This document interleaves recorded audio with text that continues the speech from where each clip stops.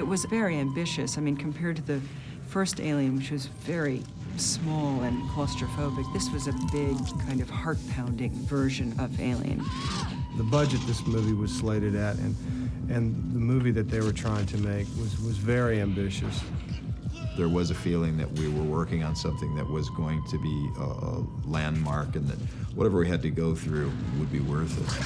From the time we're children, we are inherently afraid of that which we don't know and don't understand, but it's also in our nature to be curious and to go into those dark places and look around with a flashlight. But God forbid that flashlight should ever fail.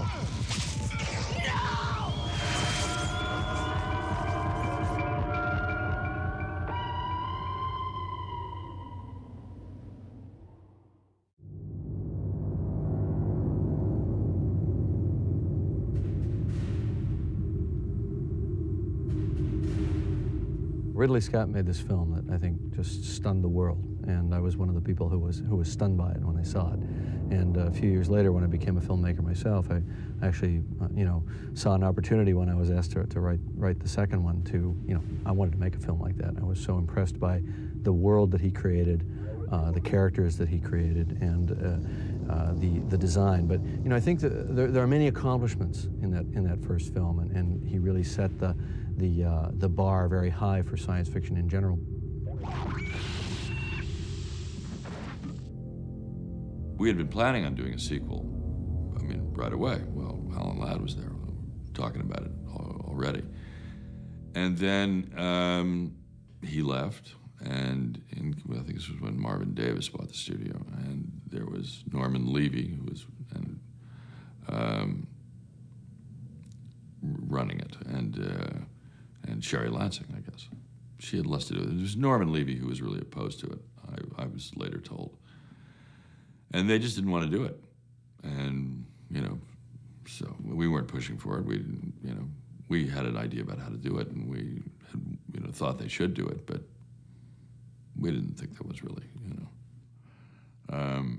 And finally, there was another change of management and another, new group that came in.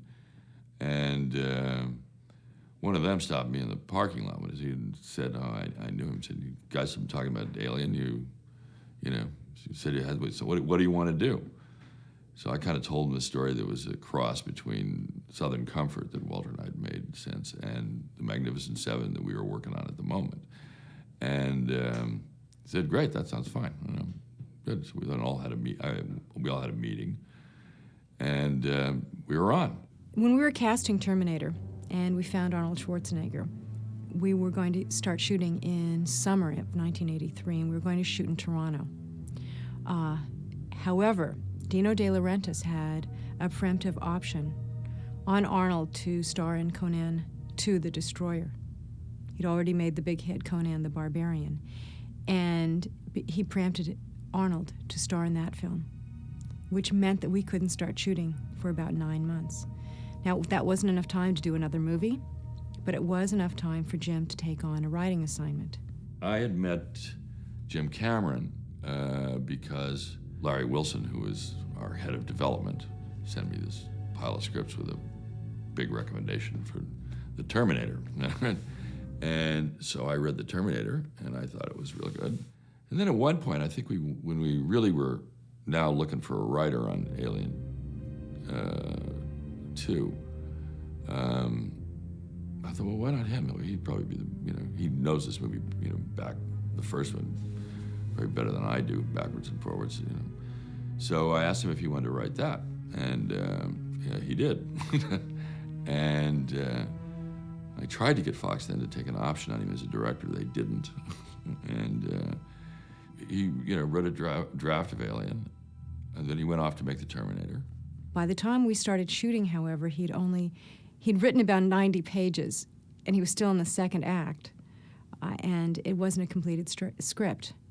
However, the people at Fox read it and loved it and said, you know what, we're going to do the unthinkable. We're going to wait. We're going to wait until you're available to finish the script. And if your directing debut is, well, it really wasn't a debut in that he'd already directed Prawn to the Spawning, but if this film turns out well and you demonstrate talent in the directing field, we'll also let you direct. I'm not sure they were telling us the truth at the time, but we chose to believe it. We were naive, and I think that in Hollywood, when you're starting out, it helps to be naive and idealistic and believe that people are telling you the truth. And in this case, it turned out to be something that came to pass. If Terminator hadn't been such a success when it premiered, I doubt that Jim would have been brought on to direct.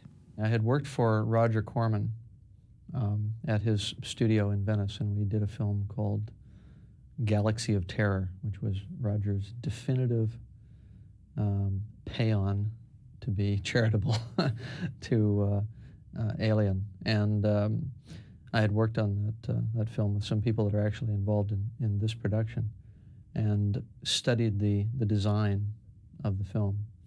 And I had already worked as a production designer before that. And I was working as a designer and an effects man. Alien seemed to really bring it all together in terms of design, and that's what attracted me to the project, the opportunity to create another world, basically. From the time we thought about tackling it, Jim's perception was, we're doing a sequel, we're not doing a remake. We're not trying to do a gothic horror film, we're going to do a combat movie. And that was how we perceived being respectful of the original vision of Ridley Scott and not trying to remake it. The fans of the first film are so powerful in their, I mean, they're so entrenched in the vision that Ridley created for that film, that to do a clone of it or to take one sort of small baby step away from it would not do. So what I've tried to do is take what I personally was interested in from that film, certain aspects of the alien's life cycle that interested me, the Ripley character, which interested me greatly because of the fact that it's a strong female character and that sort of thing, and brought into it a whole other area of science fiction that I've also always wanted to see realized, which is the idea of the military in the future. Sigourney was wary. She wondered who are these kids who want to make the sequel to a film that she was rightfully very proud of. But from the first meeting, when Jim told her the direction he wanted to pursue, she was interested. I was making a film in France, and I suddenly got this complete finished script that was all about Ripley and this little girl, and changed the nature somewhat of the aliens, and it was set to go. I mean, it was like, can you start in 3 months? And I remember thinking, I can't believe that no one even mentioned it to me. But I mean, I was thrilled. I met Jim Cameron shortly after that and loved working with him. Sigourney read my script, my first draft, and she was, on the one hand, very, very critical of certain small things that she said her other character, that her character as established in the other film wouldn't do. And simultaneously, she was very complimentary, saying that she thought that I had really hit her character on the head as long as we cleaned up those details. And she was overall really thrilled with the direction that we'd gone in. I felt he'd fleshed out the character of Ripley. I think it's hard to write the character of Ripley because most writers would say, write her like a basketball coach. All right, people, come over here and let's do this. And it's like, so he really captured her and made her this renegade and someone who wasn't, 200 years later, her daughter had died. It was a great beginning for the character to feel that kind of isolation and rage, I think. She came to it when it was visually and dramatically a fait accompli. So I have to give her a lot of credit for not rampaging through it and saying this won't work, that won't work. She approached it as, right, I see the direction you want to take. This is how my character would respond in that situation. So it was a dream for me as a writer. So I took her input on how she would react. She speaking as Ripley, I wouldn't do that, I would do this. Wouldn't I be a little more angry here or a little softer there, that sort of thing, and applied it all back into the rewrite. Then there became a contract negotiation in which Fox was not necessarily willing to pay her the amount of money that she wanted, and asked Jim to pursue a storyline that did not include the Ripley character, which he balked at. He refused to do that version. I think she was always going to do it. I think it was always a question of the money. And I think, finally she had the upper hand, and I know she got paid what she asked for, so. Ultimately, a deal was done, and we were able to make the movie we all wanted to make, as opposed to one that was, we felt, simply a ripoff rather than a part of what has become, obviously, a very successful series.